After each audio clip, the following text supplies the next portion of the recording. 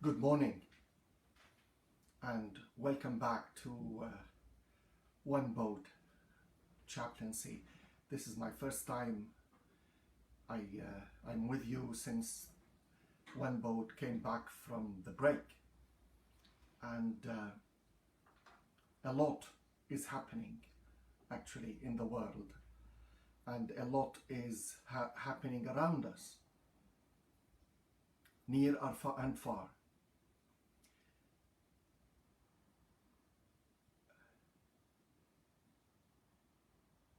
What shall we say? What shall we do? What thoughts are struggling in our heads and in our hearts? What relationships have been threatened?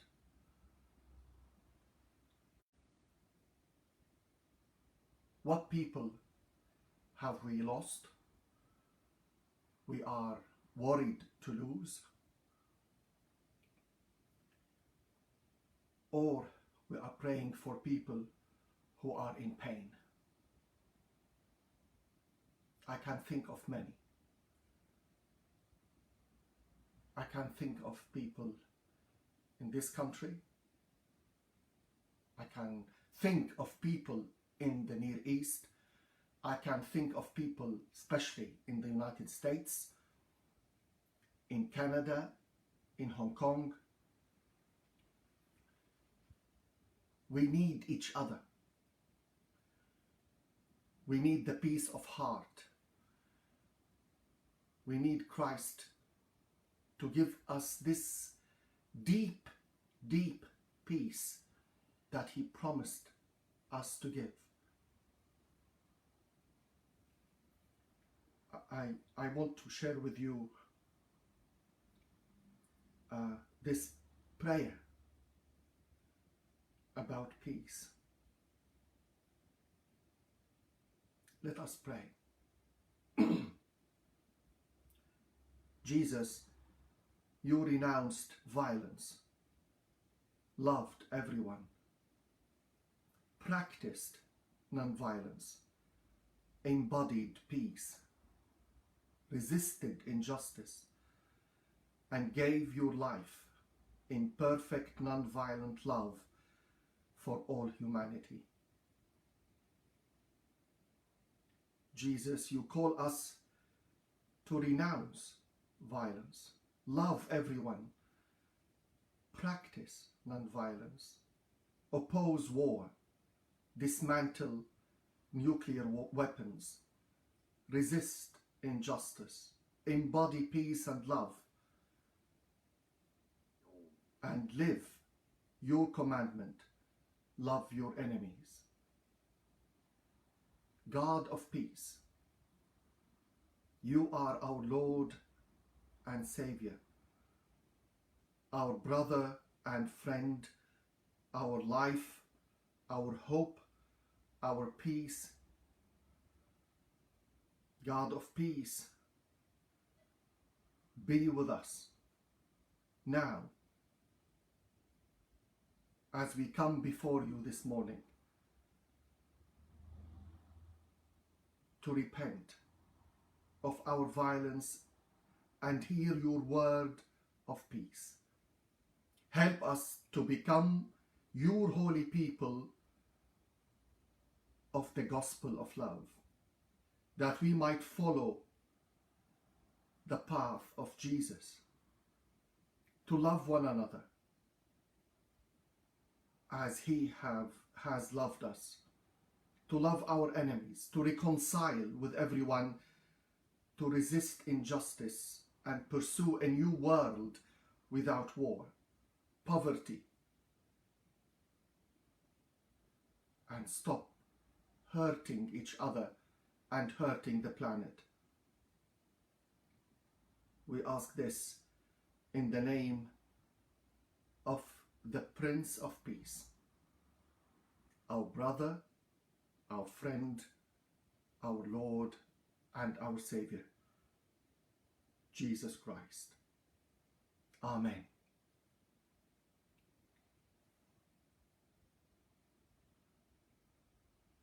Psalm 46 says, God is our refuge and our strength, an ever-present help when we are in trouble.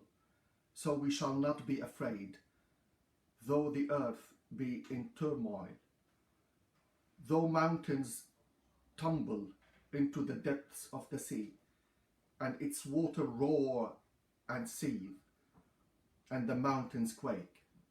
The God of hosts is with us. Our stronghold is the God of peace. What do we take from that? The refuge is God. The refuge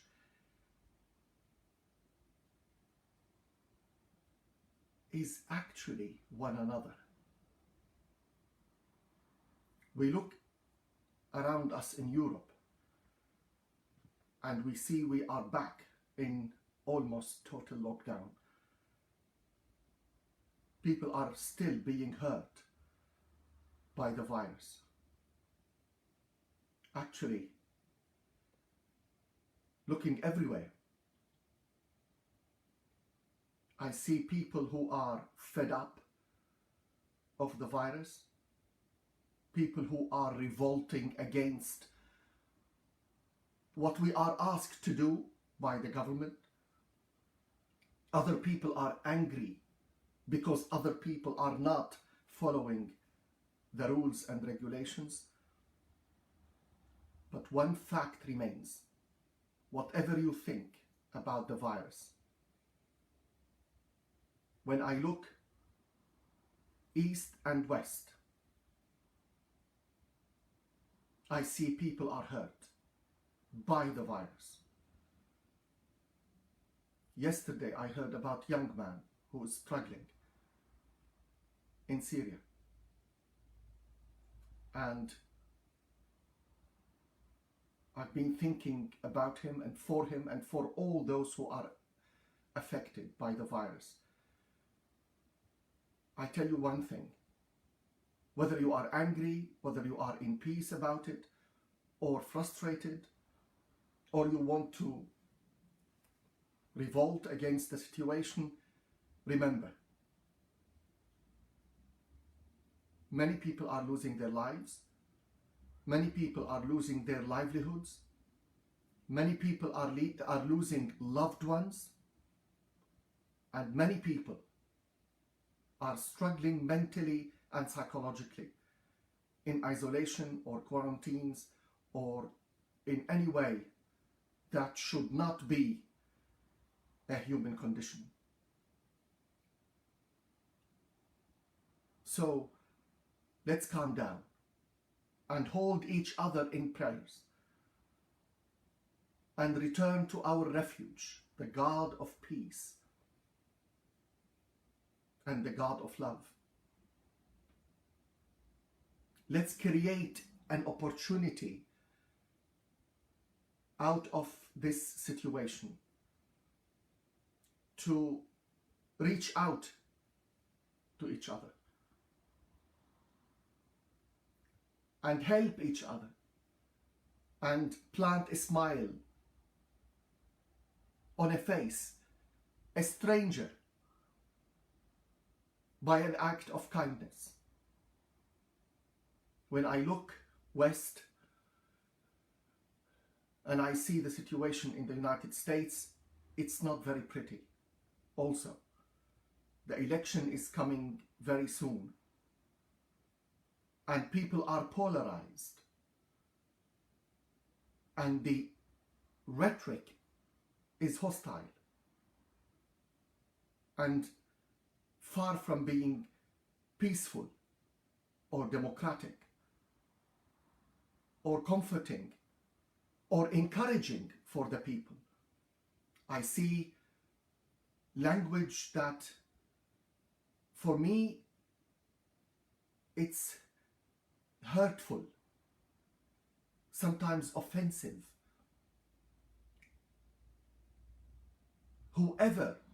Whose ever face would be on the coin we need to rethink about our language, how to treat the other, even if the other could take my place.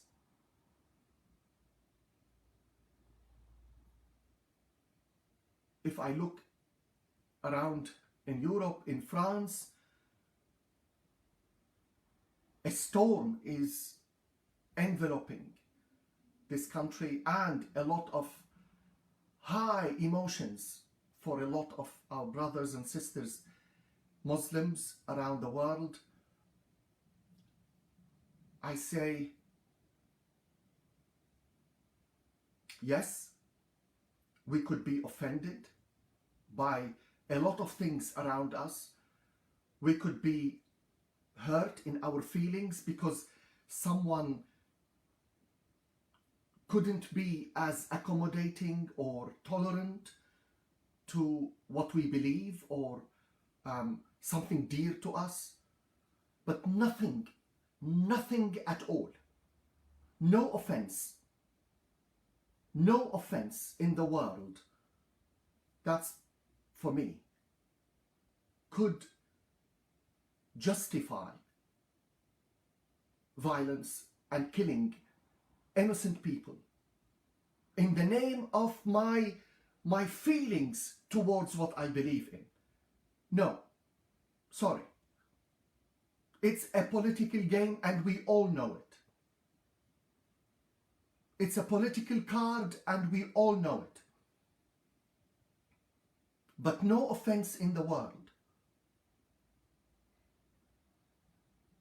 should give me the right to end someone else's life in the name of defending my beliefs. This is absurd, and no human relationships could be built on that. We need to tackle offenses wisely. God has given us the mind, which is the greatest gift in our body, that we need to communicate. We need to talk. We need to take actions to stop the offense without ending lives, without taking matters into our own hands and act on behalf of God. God does not want us to defend him. God actually is the one who defends humanity. Whether in Islam, whether in Christianity, whether in Judaism, whether in Hinduism, Buddhism, it doesn't matter. No God asks us to kill each other in order to defend his presence or his honor. My friends, we all believe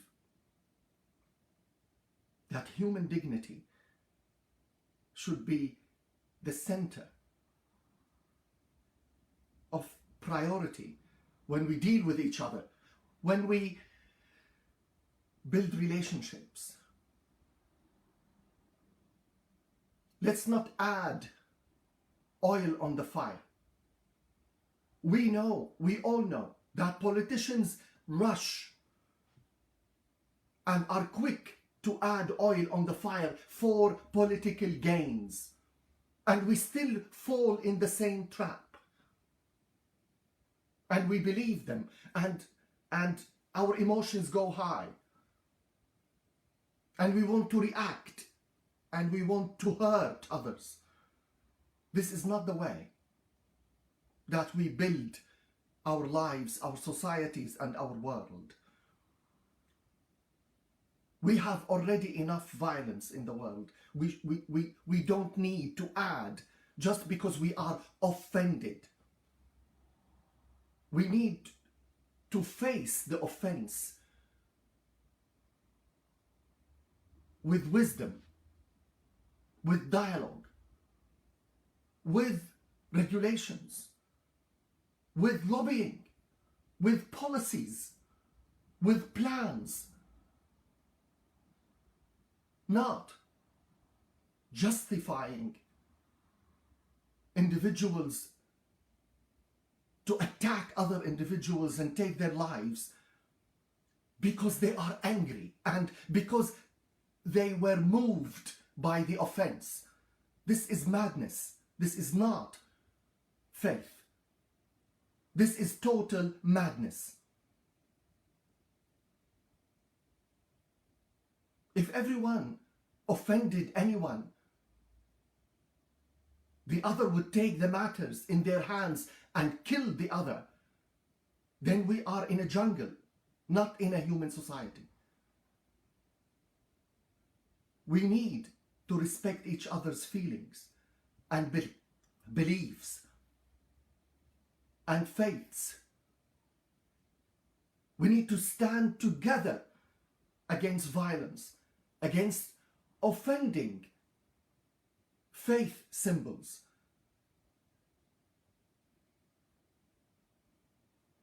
It's not funny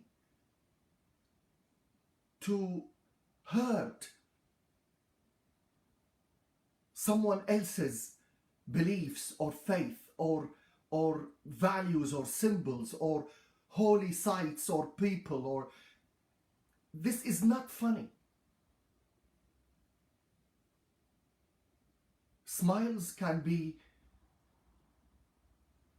shared in acts of love, in acts of forgiveness, in acts of kindness.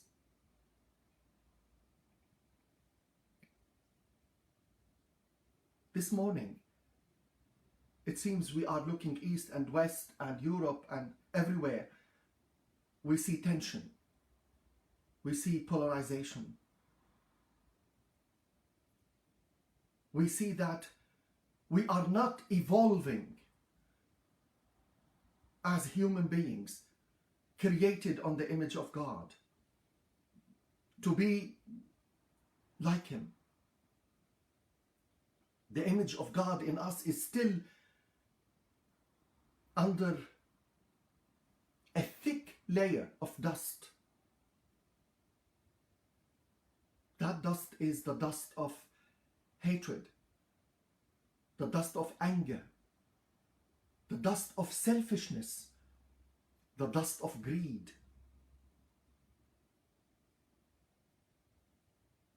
The Near East is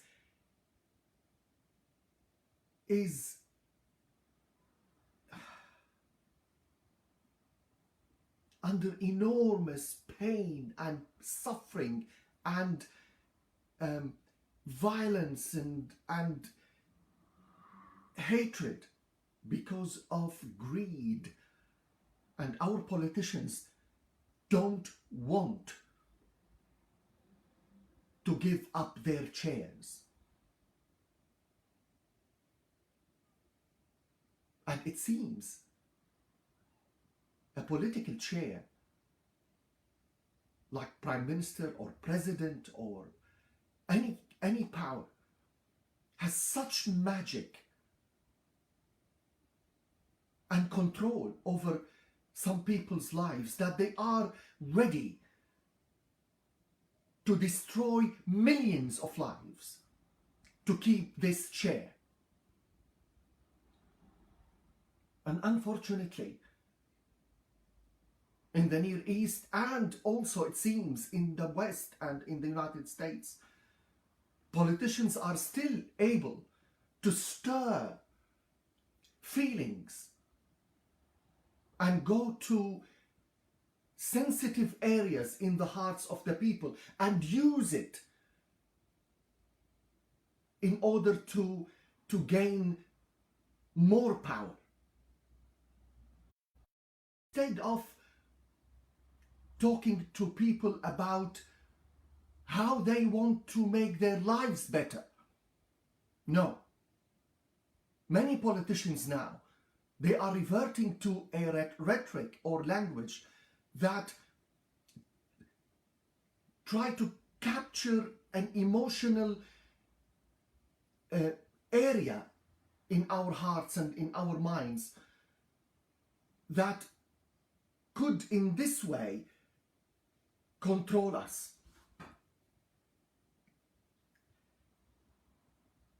My friends,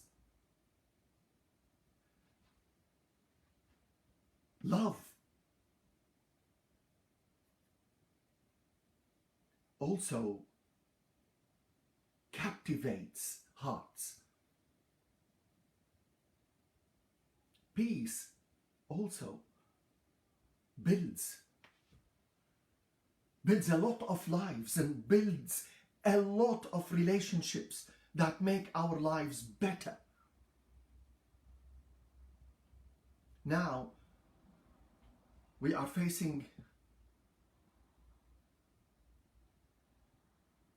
a new wave of the virus, and we are still not close to a vaccine, not close to a cure.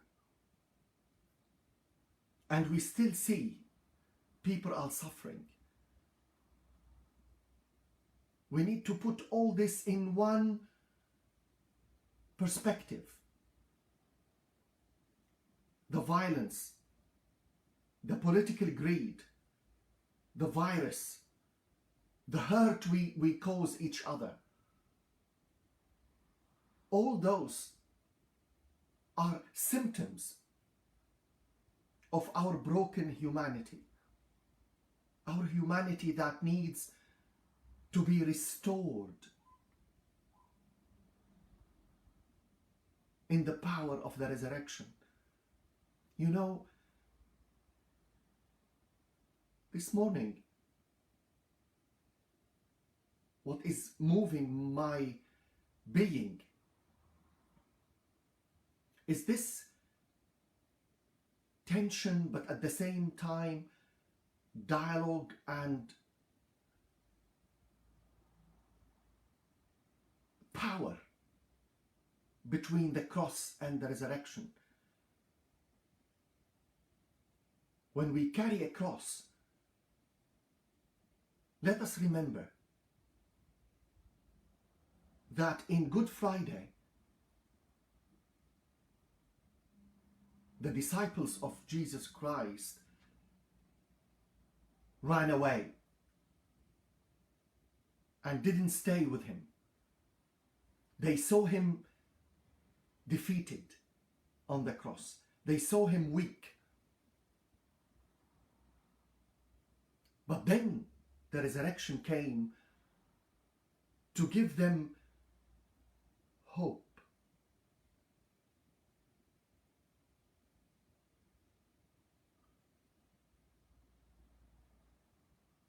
What brings this package of the cross and the resurrection in our lives so powerfully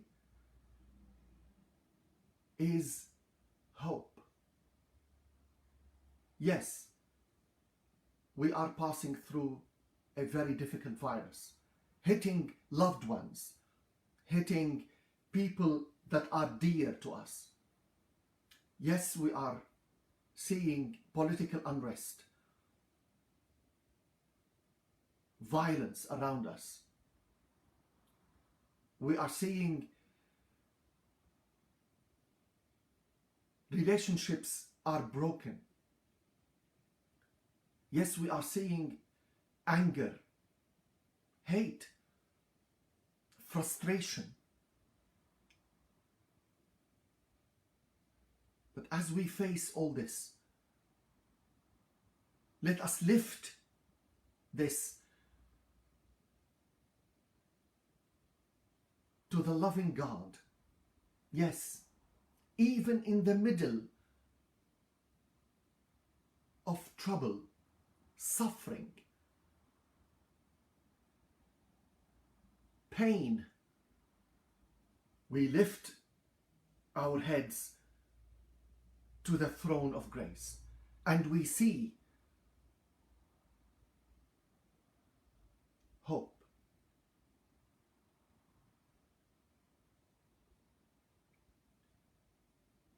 The solution is not magic. The solution is in our hands. To say no to the temptation of violence, to say no to the temptation of greed, to say no to the temptation of hurting others. Hope gives us sensitivity to our souls, our minds. It gives us understanding that there is a light at the end of the tunnel. Hope brings this power of the cross and the resurrection in action in our lives.